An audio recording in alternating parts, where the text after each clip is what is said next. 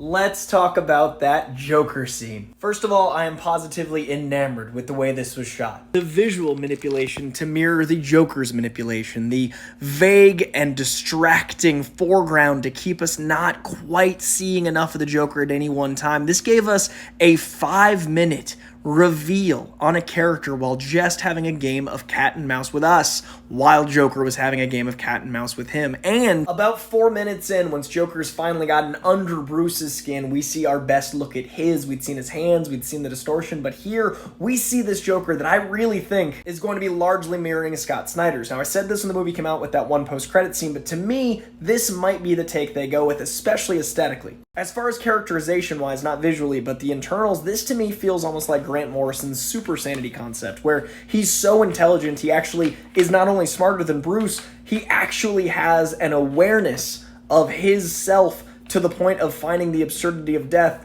a laughable fact. It's almost a metamodernist take. It's almost the idea that he knows something is wrong. Not that he's necessarily in a comic, but something's wrong, and therefore anything he does is absurd. Anything he does is funny, and this feels akin to that take. Grant Morrison's take is fascinating. I also loved this love letter to Seven here. These shots reminded me of the opening credits to Seven, and there's a lot of Seven love throughout this film from Matt Reeves. And then after 4 minutes of beautiful tete-a-tete Hannibal Lecter-style breakdowns, giving us lots of very classic dialogue, getting a new take on Joker in a brand new way, we get a first almost complete look at him. And it is fucked up. Look at our new Joker. We've got shades of Cameron Monaghan in Gotham. We've got dashes of Heath Ledger. We've got that Scott Snyder run I was talking about. We have so much to play here with this brand new take, who is a genius, who is a manipulator, who is the victor in this back and forth with Batman, because at the end of the day, the Joker was right.